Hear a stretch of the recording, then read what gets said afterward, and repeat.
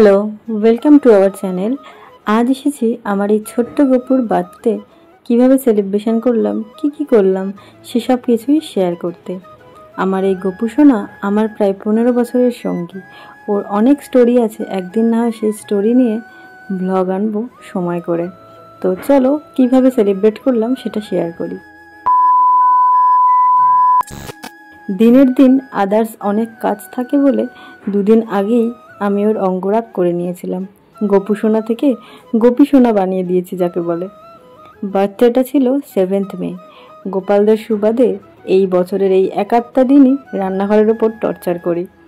তো সেদিন সকাল সকাল উঠেই ফার্স্ট চাপিয়ে দিই দুধ, দেন আরেকটা বার্নারে কড়াই চাপিয়ে তাতে দিই ঘি, আর এদিকে দুধ ফুটছে অলরেডি।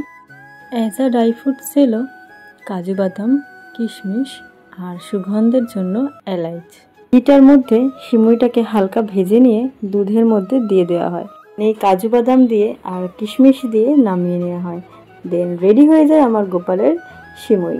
মিষ্টি মুখের পাট সেরে নিয়ে আসি মেন রান্নায়, যার জন্য প্রথমেই নিয়ে নিই গোটা জিরে, গোটা ধনে, গোটা গোলমরিচ, শুকনো লঙ্কা আর এলাচ। কড়াইতে শুকনো খোলায় এগুলোকে হালকা ভেজে নিই। স্মেল আসতে থাকলে নামিয়ে নিয়ে ঠান্ডা করে নিই। দেন সেটাকে ডাস্ট করে নিই মিক্সারে। আর আমি আগে থেকেই প্রায় 1.5 কেজি মতো আলু সেদ্ধ করে রেখেছিলাম।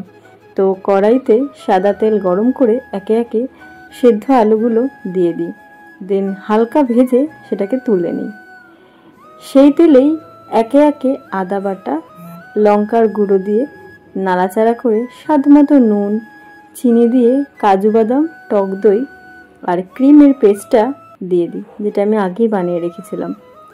দেন কষানো হয়ে গেলে ডাস্ট করে রাখা মশলাটা দিয়ে ভাজা আলুগুলো দিয়ে নাড়াচাড়া করে দিয়ে দিই দুধ।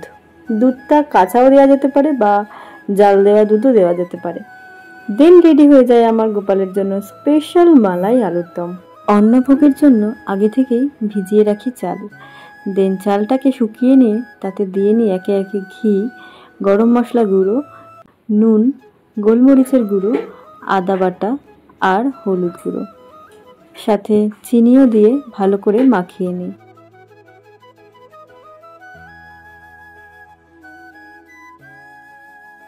দেন এদিকে ঘি দিয়ে তেজপাতা, এলাচ, দারচিনি, লবঙ্গ, কাজু কিশমিশ দিয়ে হালকা ভেজে নিয়ে এই মেখে রাখা চালটাকে দিয়ে দিই।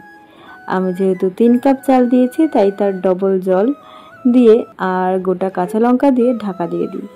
দেন রেডি হয়ে যায় আমাদের বাসন্তী পোলাও।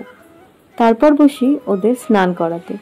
সব গুছিয়ে গাছিয়ে নিয়ে স্নান করিয়ে সুন্দর করে সাজিয়ে ওদের বসাই।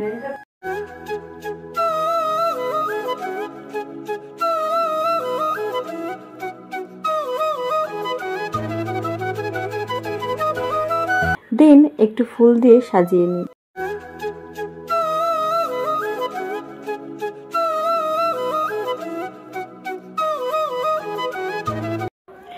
অন্নভোগ মিষ্টান্ন সাথে ফল আর কিছু টুকিটাকি খাবার দিয়ে ধূপ ধুনো দিয়ে সকালের পর্ব মিটিয়ে পুজো শেষ করি।